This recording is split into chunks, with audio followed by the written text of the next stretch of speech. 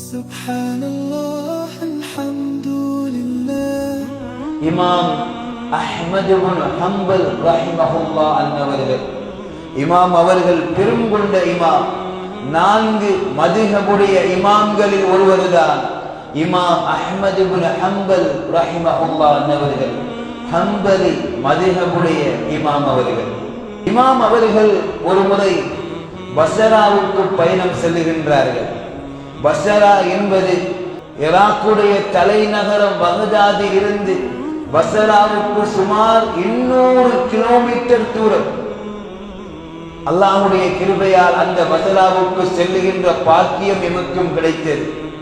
அந்த பஸ்ராவுக்கு இமாம் அஹ்மது இப்னு ஹம்பல் ரஹிமஹுல்லாஹ் அன்னவர்கள் போய் அங்கே பயணத்தை மேற்கொண்டு சேர்ந்து விடுகின்றார்கள்.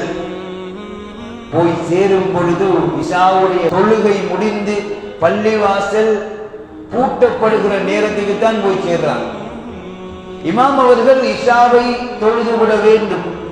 உடனே இமாம் அவர்கள் அங்கே இருந்த முஅத்தினாரிடம் போய் கேட்கிறார்கள், நான் இஷாவை தொழ வேண்டும், கொஞ்சம் நேரம் தாருங்கள். அங்கே இருந்த முஅத்தின் சொன்னார், அப்படியெல்லாம் பொறுத்திருக்க நேரம் இல்லை, நான் கதவை பூட்டி விட்டு செல்ல வேண்டும்.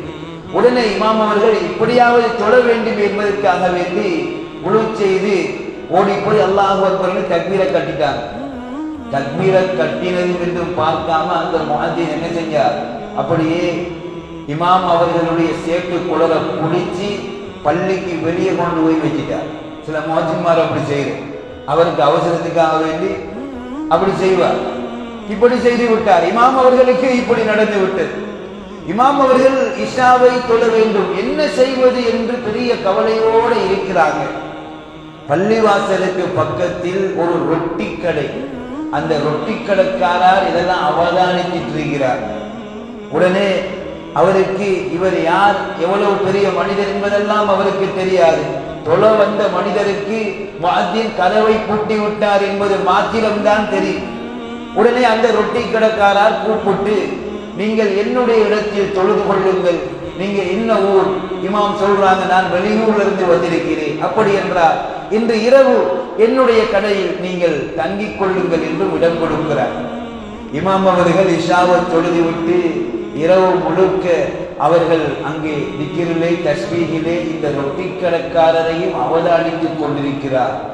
ரொட்டி கடைக்காரரும் சாதாரண ஆள் அல்ல, அவரும் அதிகமாக தஸ்பீஹி செய்வதில் நாட்டமும் ஆசையும் உள்ளவர்.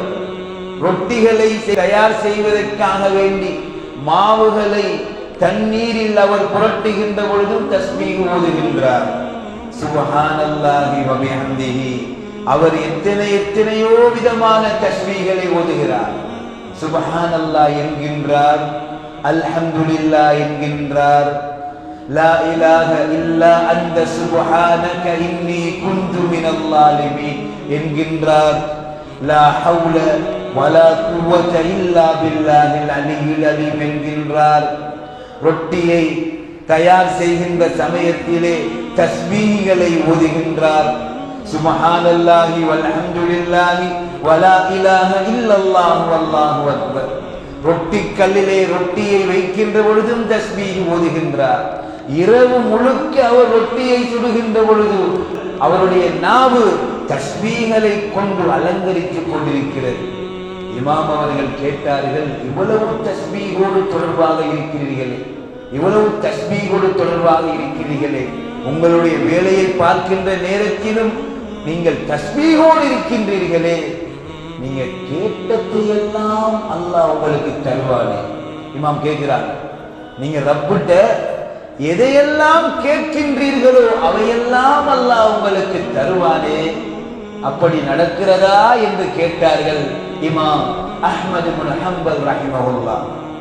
அந்த ரொட்டி கடைக்காரர் சொன்னார், கேட்பதை அல்ல, நான் நினைக்கிறதை எல்லாம் அல்லாஹ் தருகின்றான். சுப்ஹானல்லாஹ். ஆனால் ஒரே ஒரு குறைதான், அந்த ரொட்டி கடைக்காரர் சொல்லுகின்றார், ஒரே ஒரு குறைதான், நான் நினைத்ததை எல்லாம் என் ரப்பு எனக்கு தந்தார்.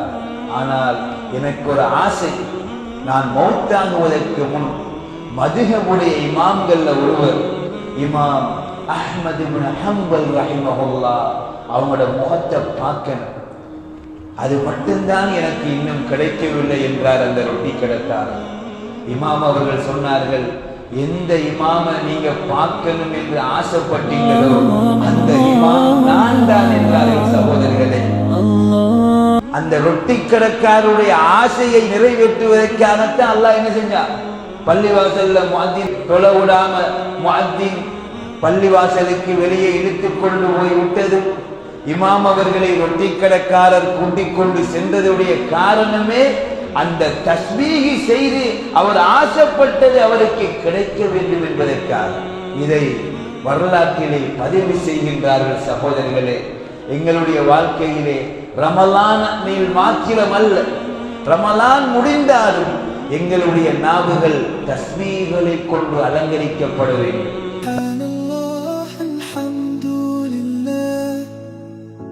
لا إله إلا الله الله أكبر سبحان الله